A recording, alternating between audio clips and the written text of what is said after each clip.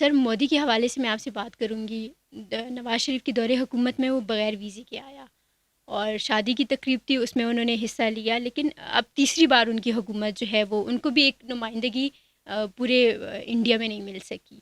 تو اب اگر ہم دیکھیں ان کی تیسری بار حکومت میں آنا اور یہاں پر وفاق میں شہباز شریف کی حکومت اور پنجاب میں مریم نواز کی, تو مزید آپ تعلقات کو کس طرح دیکھتے ہیں, چاہے وہ کلچرل حوالے سے ہو, اکانومی کے حوالے سے ہو؟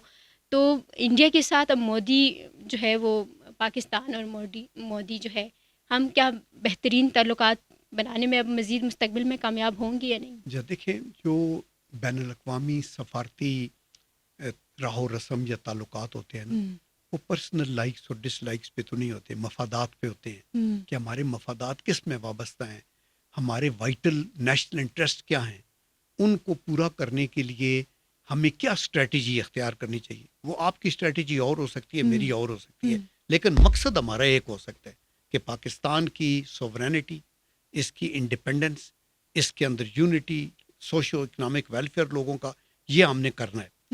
تو میں یہ کہتا ہوں کہ India is a big country, it is a reality. اور انڈیا لکیلی فار دیم کہ 1947 میں آزاد ہوئے تو 50 میں اپنا آئین بنا لیا. آئین بنانے کے بعد 16 سال تک ایک پرائم منسٹر رہا اور 3 دفعہ وہ بھی الیکٹ ہوتے رہے نہرو, اور انہوں نے ان کی بنیاد, پھر جو ان کا سول سسٹم تھا اس کی بنیاد وہاں رہی, ان کا ملٹری سسٹم کی بنیاد بھی جو انگریز کے وقت کی بہت زیادہ تھا, بہت سے ان کے انسٹیٹیوشنز تھے. تو ان کو یہ اکانومک بوم ابھی مودی کو جتنا مرضی ہم رد بھی کر لیں, آفٹر آل اس نے ایک ہندتوا کا دیا جو کہ ان کی جڑوں میں بارود بھرنے کو, اس پہ ہم خوش تھے کہ وہ یہ کر رہے, لیکن اس نے لوگوں کی بھلائی کے لیے اپنی اکانومی کو, بین الاقوامی ریلیشنز کو ٹھیک کیا. ہمیں ابھی یہ دیکھنا ہے کہ without compromising on are Kashmir stand ہم اس چیز کو آگے کیسے بڑھا سکتے ہیں. تو ابھی شہباز شریف صاحب ادھر آئیں گے, مودی ادھر 3rd ٹائم ملا, یہ اٹس اے ریالٹی. وہ پی ڈی ایم جو ان کا وہ بنا ہے National Democratic N D A National Democratic Alliance, اس کے اندر ان کی 292 سیٹیں ہیں, اس کی اپنی 240 ہیں جو کہ کم ہیں, یعنی وہ 22 سیٹیں کم ہیں, 272 ہونی چاہیے.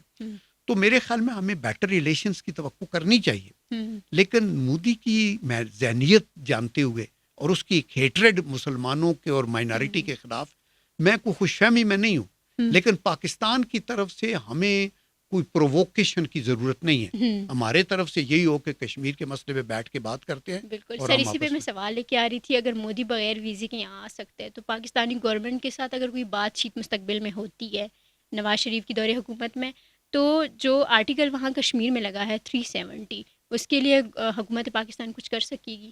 دیکھیں, وہ تو آبویسلی 370 اور 35A جو اس نے ایبروگیٹ کی ہے وہ ایک کانسٹیٹیوشنل کو تھا. آئی ڈونٹ تھنک سو کہ ان کے اوپر بات کیے بغیر آپ کسی طرح کا بھی تعلق ابھی انڈیا کے ساتھ کر سکتے ہیں, اسپیشلی جب اس نے بابری مسجد پہ رام مندر بنا دیا اور لوگوں کو وہ مان رہے ہیں بے شرمی کے ساتھ کہ 20 سکھوں کو تو ہم نے پاکستان میں ہلاک کیا ہے. یہ ٹیررزم نہیں ہے تو اور کیا ہے. تو therefore it's a difficult thing, اور اسپیشلی ابھی کولیشن گورنمنٹ ہے, یہ سر جوڑ کے بیٹھے تو ایک قومی پالیسی ہماری ہونی چاہیے اور اس کے مطابق آگے چلیں گے. تو آئی کین ایشور یو کہ اتنا جلدی وہ نہیں, انڈیا کو انیشیٹو لینا پڑے گا کہ وہ کہے بیٹھتے ہیں کشمیر پہ بات بھی کر لیتے ہیں, آپ اکانومی پہ بات ہمارے ساتھ کریں, ٹیررزم پہ بھی کریں, تو شاید کوئی ملا کے جب یہ سمجھے کہ ان دی لانگ رن ہمارے فائدے میں ہے تو کوئی ایسا بریک تھرو ہو سکے. ناظرین, گفتگو آپ سب نے سنی, جیسا کہ جنرل صاحب نے کہا کہ نواز شریف کا بیانیہ اور عمران خان کا بیانیہ, تو دونوں کے بیانیوں میں جو ہے انہوں نے ایک فرق بازی کی اور اپنا ایک اوپینین رکھا. ساتھ ہی ساتھ مودی سرکار سے بات تبھی ہو سکے گی اگر وہ کشمیر کے اس مسئلے پر بات کریں گے. پوڈ کاسٹ آپ سب نے دیکھا, رائے کا اظہار کیجیے. دیکھنے کا بے حد شکریہ.